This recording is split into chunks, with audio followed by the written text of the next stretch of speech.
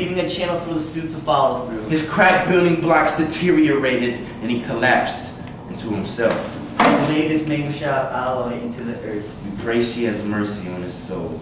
As the years go by, he sinks lower and lower into the soil he once corrupted. Roots reach out with words painted dilapidated still off his chest plate. Revealing blackened lungs that once shared the same oxygen as her. His heart, that once pumped undying love for her, was now dead. Veins and latches, factory-made helmet covering the face whom she fell in love with. She held him for decades, until he disintegrated in her arms. We are gathered here today to mourn the death of blackened clouds and oil-drenched oceans. May his soul rest in peace forever. And ashes to ashes. Dust to dust. Amen. Alright, do it again. Josh, give me more. Oh, Josh, you find your swag, bro. Please also, like I said before, you need to look at the corner of your eye, get your timing right.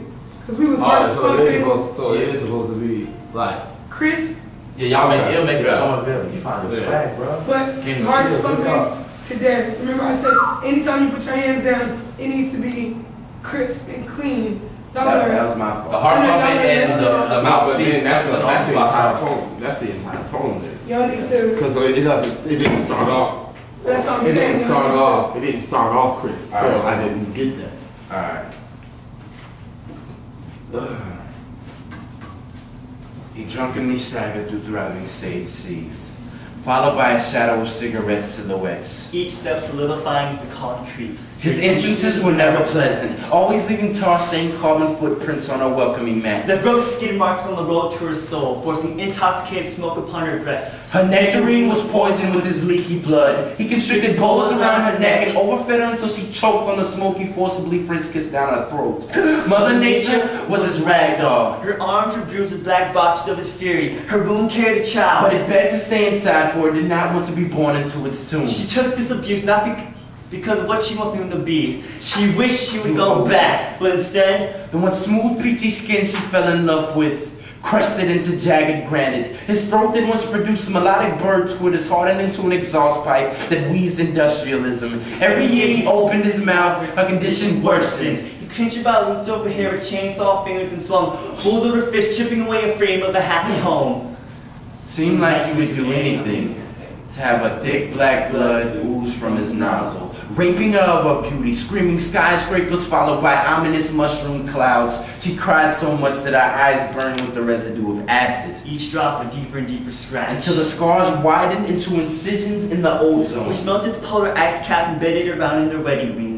It hurt to know that he was destroying their love, but more importantly, destroying himself. Every couple of years she noticed another piece of him solidifying into machinery. His legs became the drills that tunneled through her genuine soul, leaving a channel for the suit to follow through. His cracked building blocks deteriorated until he collapsed into himself. I laid his mango shop alloy into the earth. We pray she has mercy on his soul.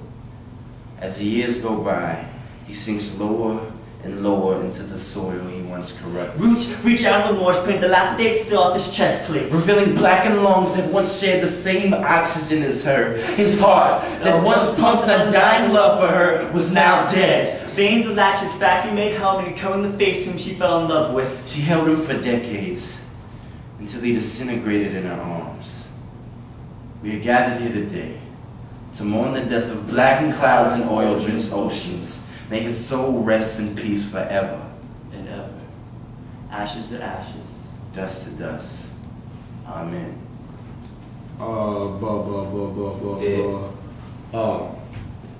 Straight. You're coming at the angle. You gotta do it. Virgin Guyanese blood, watering seeds from Antiguan islands sprout the Panamanian elm's tree. Pluck a leaf from this West Indian branch with just enough love and care. Watch as I bloom. I'm exotic.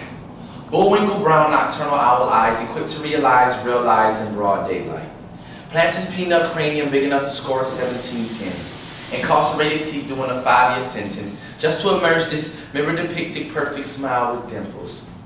Real cute. Through this smile, spoken word heard by thousands would feel oh so natural. But behind this skyscraper of confidence roams a cottage-sized subconscious decorated with insecurities. painted with doubt, landscaped with worry, centered in a community of envy, surrounded by neighbors contaminated with symptoms of ignorance, content to keep me trapped in this misery city.